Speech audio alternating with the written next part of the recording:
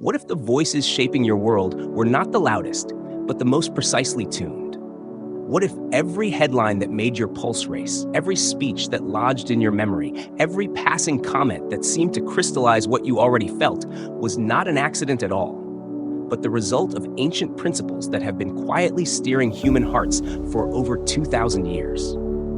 The unsettling truth is this: persuasion has never been about truth alone. It has always been about the architecture of belief, and those who know how to build it will inevitably shape the city of your mind. We live in an age of endless noise. Notifications pulse like restless heartbeats in your pocket, voices clamor from every screen, and the air itself feels charged with urgency. Everyone is selling something: an idea, a product, a version of reality, and yet few manage to break through the fog long enough to truly move you. Most voices fade. Some vanish instantly, but a rare few carve themselves into your memory with such force that you feel their words long after they've left your ears. And here lies the question that quietly haunts anyone paying attention. Why them? Why do some leaders, like Donald Trump, command the emotional weather of a room before they even speak, while others, more informed, more polite, even more sincere, are swept away by the wind? If you've ever found yourself in a conversation, certain you could win someone over with facts, only to watch your carefully reasoned points slide away like water off polished stone, you've felt the frustration of battling without the right weapon. Logic alone rarely wins. Aristotle knew this over 2 millennia ago. He mapped persuasion into 3 pillars: ethos, pathos, and logos, and taught that mastery of these was mastery over human belief. This isn't just dusty academic theory. It is the skeleton key behind every great orator, every revolutionary movement, every figure whose presence shifts the gravitational field of a room. But here's the danger. In the wrong hands, this key can lock as easily as it unlocks. It can close minds, deepen divisions, and enthrone those whose vision serves themselves more than the collective good. Understanding it is not optional anymore. In our hyper-connected world, where algorithms amplify the most emotionally charged messages, rhetoric has become the oxygen of influence. If you do not understand its laws, you are breathing someone else's air. Maybe you've noticed it in yourself. The way a certain turn of phrase can make you nod almost involuntarily. The way a confident tone can make you overlook the gaps in someone's reasoning. The way a vivid story can stick in your mind long after the data it distorted has faded. This is not weakness. It is human wiring. And it is the same wiring that Aristotle studied, refined, and handed down through centuries of thinkers, speakers, and leaders. Donald Trump, whether consciously or by instinct, has tapped into this ancient current with remarkable precision. But let's pause before the easy conclusions. This is not about political allegiance.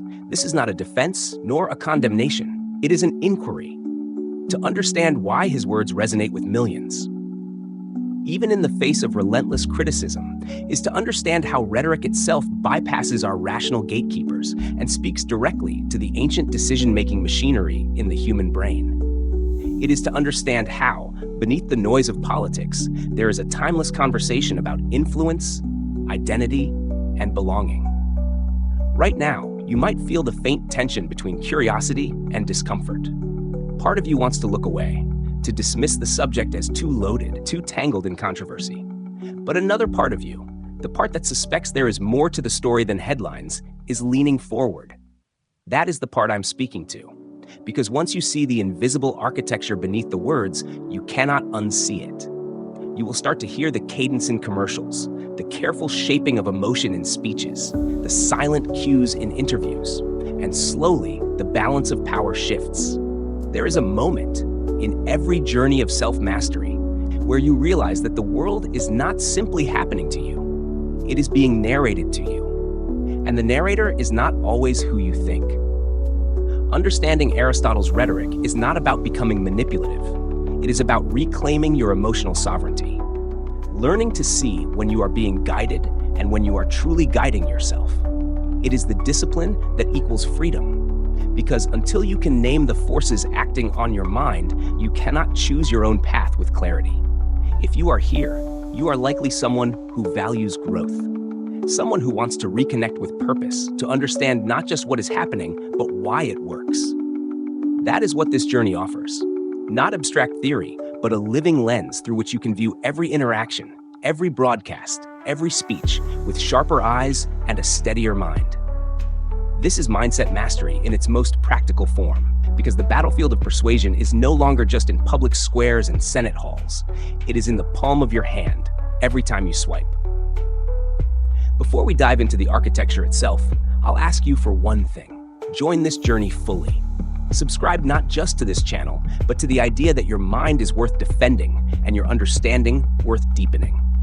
Each video here is another layer in the map, another tool to help you see more, choose more, and live with the clarity that comes from standing above the noise. In the next moments, we will step into the mind of Aristotle, stand in the long shadow of ancient Greece, and trace the golden threads of ethos, pathos, and logos as they weave their way into the 21st century. We will see how these principles surface in the cadence of Donald Trump's words, the structure of his sentences, and the emotional atmosphere he creates. And we will explore how you, yes, you, can wield these same principles ethically to speak so that others truly hear you, to lead so that others truly follow you, and to listen so that you cannot be easily swayed. By the end of this journey, you may never again hear a speech, watch a debate, or scroll past a headline without feeling the quiet click of recognition. The code will be visible, the spell will be named, and once you can name it, you can decide, not with reflex, but with reason, whether to let it in. That is the open door before you now. Step through, and your perception of influence will shift forever. Would you like me to continue to the next section on core themes and concepts? To understand the persuasive power Donald Trump wields through the lens of Aristotle's rhetoric, we must begin where all enduring influence begins, with the triad Aristotle carved into the bedrock of human communication: ethos, pathos, and logos. These are not mere categories in a dusty philosophy text. They are the three currents of a river that has carried human thought, loyalty, and action for millennia. When they flow together, they can move mountains. When they are divided, they can erode even the most carefully built empires. Ethos is the credibility of the speaker, not just what they know, but who they appear to be. It is the invisible currency that determines whether a listener will even open the gates of attention. Trump, by his own design, embodies ethos through a form of branding that merges wealth, defiance, and an unfiltered manner of speech. In Aristotle's time, ethos was about moral character as much as it was about authority. A speaker had to project trustworthiness and virtue. In the modern age, especially in a fragmented media environment, ethos often shifts toward projecting authenticity, even if that authenticity is abrasive. Trump's supporters read his unpolished style as proof he is not part of the polished machinery they distrust. In their eyes, the lack of rhetorical polish is the proof of sincerity. That inversion is critical to grasp, for it shows how ethos adapts itself to the values of the audience. Pathos is the art of stirring emotion. Aristotle warned that humans rarely move on reason alone. They move when their feelings are engaged. Trump's rhetoric operates in a constant feedback loop of emotional charge: humor, outrage, pride, indignation, nostalgia, each woven into stories and symbols that his audience already finds familiar. Like a skilled conductor, he doesn't just play one note of emotion. He shifts tempo, volume, and tone to keep the audience leaning forward. This is where the modern science of neuroscience aligns with Aristotle's wisdom. Brain scans show that emotionally charged messages create stronger memory traces and faster decision-making than purely rational ones. In a hyper-connected world where attention is scarce, pathos is not optional. It is the ignition. Logos is the appeal to reason, to facts, to the architecture of a coherent argument. Here, the Trump style becomes unconventional. Instead of long chains of deductive reasoning, he often relies on short, looping structures that reinforce a core message, punctuated by specific examples that resonate with his audience's lived experience. Aristotle would have recognized this as an appeal to what the audience already holds as self-evident truths. Logos in practice does not always mean elaborate statistics. It means aligning your reasoning with the cognitive frames the audience already trusts. This triad is not three separate tools, but three strands in a rope. Alone, each strand can fray. Together, they form something capable of pulling enormous weight. Aristotle understood that persuasion fails when any one of these strands is neglected. And here is where Trump, again, whether by deliberate study or instinct, reveals a mastery. He rarely deploys ethos without pathos, rarely stirs pathos without at least a fragment of logos to anchor it. The blend is constant, even if uneven in different contexts. To deepen this understanding, we can bring in Carl Jung's insights about archetypes, the ancient roles and symbolic figures that live in the collective unconscious. Jung would likely place Trump's public persona in a hybrid space between the ruler, the rebel, and the trickster. The ruler archetype demands order and loyalty, the rebel challenges the status quo, and the trickster disrupts with humor and unpredictability. This archetypal layering taps into deep, pre-rational responses in the psyche. An audience doesn't just hear the words, they feel the archetype, the story form, the familiar myth playing out. The Stoics, from Marcus Aurelius to Seneca, would view this not simply as a technique, but as an arena for examining one's own susceptibility. A Stoic student of rhetoric would ask, how do I discern between the appearance of virtue and its substance? How do I remain unmoved by emotional provocation unless it aligns with reason and justice? Viktor Frankl might add that the highest freedom lies in the space between stimulus and response. That rhetoric, no matter how powerful, only controls you if you abandon that space. In the digital age, where algorithms act as unseen orators shaping the very flow of information we consume, these ancient teachings become more vital, not less. Every scroll through a feed is a miniature public square, and every clip, meme, or headline is an act of rhetoric, condensed, weaponized, and aimed.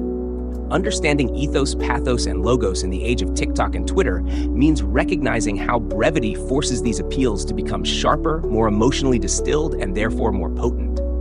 There is also a deeper psychological layer, the principle of anticipatory awareness, when you can see the shape of a rhetorical move before it lands. When you sense that an emotional build is leading toward a preset conclusion, you reclaim your footing. You move from being a participant in someone else's narrative to a reader of the script. This is the heart of mindset mastery in the realm of persuasion. Not to shut out influence entirely, which is impossible, but to choose your influences with radical self-responsibility.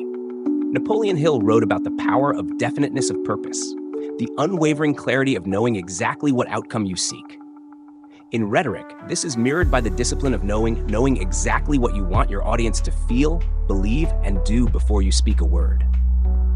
Trump's rallies, sound bites, and interviews reveal a consistency of message, a narrow band of themes repeated, reframed, and reinforced until they become almost inescapable to the attentive mind. This is not accidental. It is the modern echo of Aristotle's principle that repetition cements belief. The question for you, as a student of these principles, is not whether you agree or disagree with the speaker in question. The question is, do you recognize the pattern when you see it? Can you name the appeal being made, and can you trace its effect on your own thinking? If you can, you are no longer at the mercy of charisma or cadence. You are standing outside the tide, watching its pull, deciding when and if to swim. To master rhetoric as Aristotle saw it, and as figures like Trump wield it, is to hold a mirror up to human nature itself. It is to understand that persuasion is not the imposition of will, but the alignment of perception. And once you understand that, the walls between ancient Athens and modern America crumble.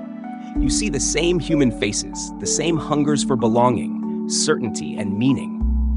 Only the stage lights have changed. If Aristotle gave us the blueprint for persuasion, the deeper symbolic narratives are the living myths that make that blueprint breathe. These are not mere decorative flourishes in rhetoric. They are the hidden currents that carry messages beneath the surface of reason. They reach the listener's subconscious, bypassing their defenses, weaving themselves into the fabric of their identity before they even realize they've let them in. Consider the ancient Greek stage, where actors wore masks not just to play a role, but to embody an archetype. The mask was a portal, a way for the audience to encounter not merely a character, but a force of nature. The wise king, the wrathful god, the cunning trickster. In many ways, Donald Trump's public persona functions as such a mask. Whether it's the defiant outsider, the triumphant builder, or the embattled victim, each mask is chosen not to match the facts of the moment, but to evoke the emotions and symbols that will most deeply resonate with his audience. Aristotle would call this the interplay of ethos and pathos, but Carl Jung would go further. He would say the mask, or persona, is the intermediary between the individual and the collective psyche, a shape taken to fit the myth the audience is unconsciously craving. One of the most enduring symbolic frameworks for persuasion is the hero's journey. Joseph Campbell's map of the archetypal adventure found in myths from every culture. In Trump's rhetoric, whether by instinct or intent, elements of this journey are often present. There is the ordinary world, the America before his leadership, the call to adventure, the promise to fix what's broken, the tests and trials, opposition from media, political rivals, or global forces, and the return with the elixir, the vision of restored greatness. His audience, hearing this, does not need the structure spelled out. Their subconscious already knows the script. They are not merely hearing a campaign, they are entering a myth in which they, too, become part of the adventure. This is not unique to him. It is the way all effective leaders, storytellers, and movements frame their message.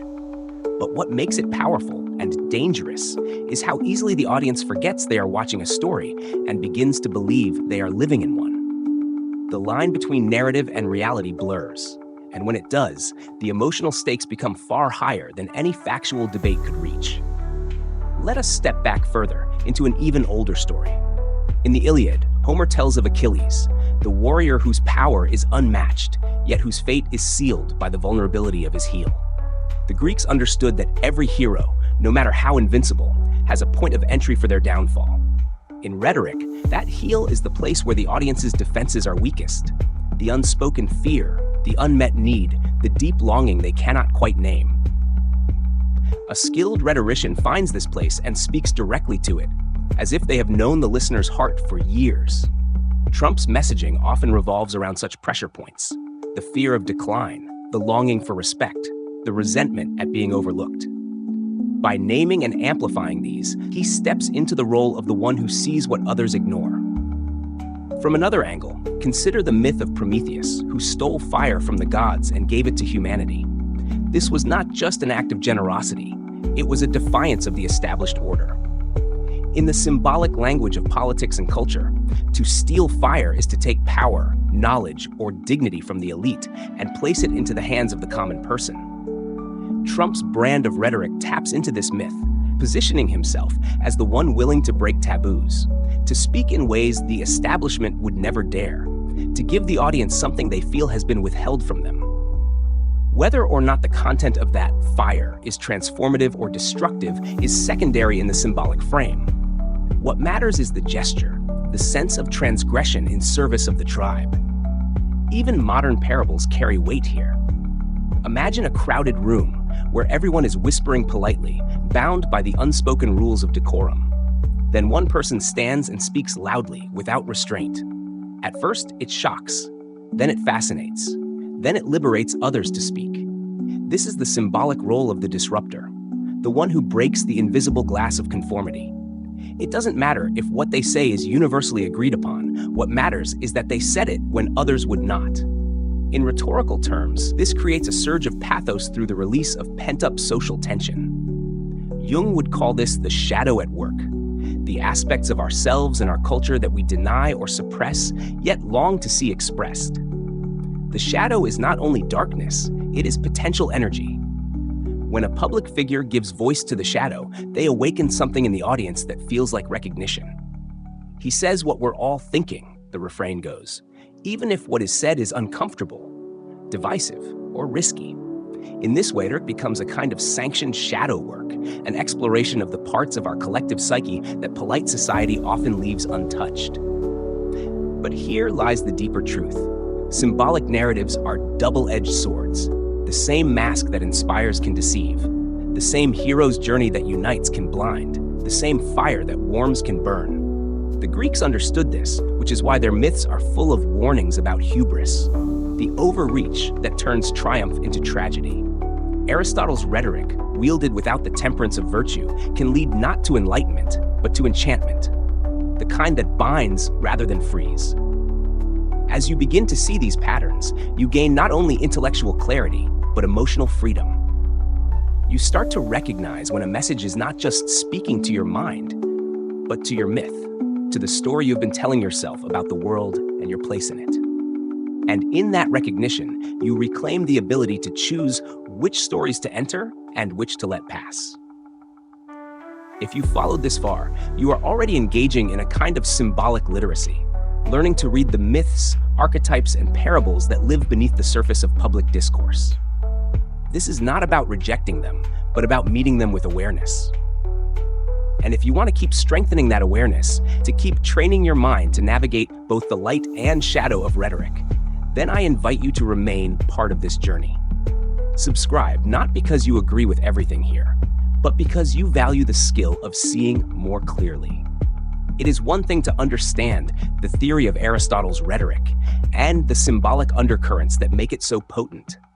It is another thing entirely to live with that understanding, to apply it to the texture of your own life, to the conversations you have, the media you consume, and the way you present yourself to the world.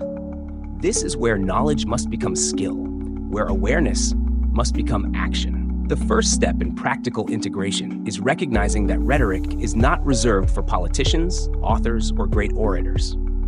Every human interaction contains the seed of persuasion, even if it is as simple as convincing a friend to see a certain movie or persuading a colleague to support your idea in a meeting. If you understand ethos, pathos, and logos, and can see the symbolic narratives beneath them, you begin to navigate these interactions with a kind of anticipatory awareness. You sense the emotional tone before the words arrive. You notice when someone is appealing to your sense of identity rather than your reasoning. And perhaps most importantly, you notice when you are doing the same to others. Imagine a work meeting where you are pitching a new project. You could simply present the facts, the numbers, the logical benefits. That would be logos, but logos alone may land flat. If you also speak to the values of your audience, their desire for innovation, their pride in being part of a cutting-edge company, you bring in pathos. If you speak from a position of credibility, showing your track record of delivering results, you establish ethos. The result is a message that not only informs, but moves. This is not manipulation, it is alignment. Bringing your truth into harmony with the needs and values of those you wish to reach. In the same way, think about the way you consume media. Scroll through your social feeds and try to categorize what you see. Which posts are heavy on pathos, trying to provoke outrage or joy? Which lean on ethos, presenting a voice of authority or an insider perspective? Which use logos, presenting evidence or logical chains of thought? Once you begin to label these appeals, the emotional fog lifts. You see the mechanics at work, and you decide consciously whether to engage. This is the essence of emotional sovereignty, to feel deeply without being unconsciously steered. The modern challenge is that the digital environment compresses time and space in a way Aristotle never could have imagined. In his day, rhetoric unfolded in the slow rhythm of speeches and debates. Today, it is compressed into seconds, a viral clip, a headline, a meme. The principles are the same, but the tempo is accelerated. This makes discipline essential. Without the discipline to pause before reacting, to verify before believing, we become instruments played by whichever hand can strum our emotions most quickly. Here is where the mantra, discipline equals freedom, becomes more than a slogan. It becomes a survival skill for the mind. Consider, too, how these principles operate in personal relationships.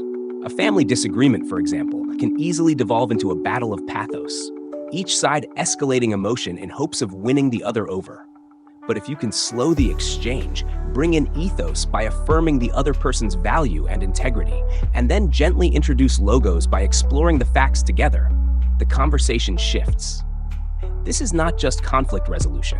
It is the art of keeping the relationship intact while addressing the issue. Aristotle's rhetoric, when applied here, becomes a tool for connection rather than conquest. Looking at public figures through this lens offers another layer of insight. Take contemporary leaders, entrepreneurs, or activists who, regardless of their political or cultural stance, consistently move people. Study their speeches. Note how often they repeat key phrases until they become mental anchors. Notice how they frame problems in ways that resonate with the audience's lived experience. Observe how they weave their personal story into larger narratives that make the audience feel part of something bigger. This is not unique to Trump. It is the craft of influence across the board. The real-world implication for you is that you can reverse engineer these methods for your own goals, provided you anchor them in integrity. Want to inspire a team? Start by building ethos. Show that you understand their challenges and share their values. Layer in pathos by painting a vivid picture of what success will feel like. Ground it all in logos by showing the concrete steps to get there. This is not about theater. It is about clarity. And clarity, in a noisy world, is magnetic. There is also a protective application of this knowledge, developing the reflex to identify when you are being guided into a preset emotional state. In marketing, this is often called pre-framing, shaping the audience's mood before delivering the main message. In politics, it is the warm-up speech, the choice of music, the lighting. In personal life, it may be the friend who starts a conversation with a shared complaint before asking for a favor. Spotting the pre-frame allows you to decide whether you want to step into it or sidestep it entirely. At its highest level, the integration of Aristotle's rhetoric into daily life is less about winning arguments and more about elevating the quality of your exchanges. It is about noticing when you are speaking at someone rather than with them. It is about catching yourself when you default to emotional appeals without substance. It is about building a habit of asking, am I persuading for the good of all involved, or simply to get my way? This is where the Stoic discipline of self-examination meets the art of persuasion, where influence becomes leadership, and leadership becomes service. In this way, rhetoric stops being an external force that acts upon you and becomes an internal compass that you carry with you. You will still feel the pull of powerful speeches, stirring stories, and charismatic figures, but you will feel it with the awareness of someone who knows the tide and chooses when to swim. That choice over time is what allows you to lead a life not dictated by the loudest voice, but guided by the clearest vision. We began this journey with a question. Not about politics or personalities, but about the invisible architecture of influence itself. We've walked with Aristotle through the marble streets of ancient Athens, stood with Jung in the shadowed corridors of the collective unconscious, and traced the golden thread of ethos, pathos, and logos as it wove through the modern spectacle of Donald Trump's persuasive power. Along the way, we've seen that rhetoric is not a relic of history, but a living force, one that shapes nations, relationships, and even the private monologue inside our own heads. If there is one truth that binds every lesson here, it is this: persuasion is neither good nor evil in itself. It is a tool, and like any tool, it can build or destroy depending on the hand that wields it and the purpose for which it is used.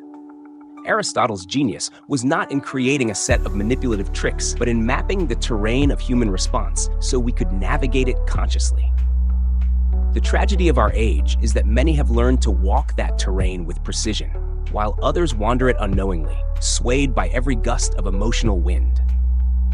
The choice before you now is simple, but not easy. You can continue to live as most do, reacting to words without examining the strings they pull, or you can take up the work of emotional sovereignty. You can train your ear to hear the cadence beneath the content, your mind to name the archetype behind the mask, and your heart to stay open without becoming unguarded. This is not a one-time decision, but a discipline, a practice of self-awareness that deepens with every conversation, every headline, every story you encounter. And here is the paradox that may surprise you. Once you learn to see rhetoric clearly, you may find yourself not only resisting manipulation more easily, but also speaking with greater authenticity. For when you know how influence works, you can strip away the false notes in your own voice, speak in a way that aligns with your values, and reach others without resorting to fear or deception. The same principles that allow a demagogue to sway millions can allow a leader, a teacher, a friend, perhaps you, to inspire in ways that heal rather than divide. We live in a time when the loudest voices are amplified by algorithms, when the architecture of belief is shaped not only by speeches and debates, but by images, memes, and micro-messages that slip into our awareness without fanfare. In such a time, the ability to discern is not merely an intellectual advantage, It is a form of survival. It is the difference between living in a world narrated for you and becoming the narrator of your own life. If you have traveled this far with me, it means you are not content to be a passive listener.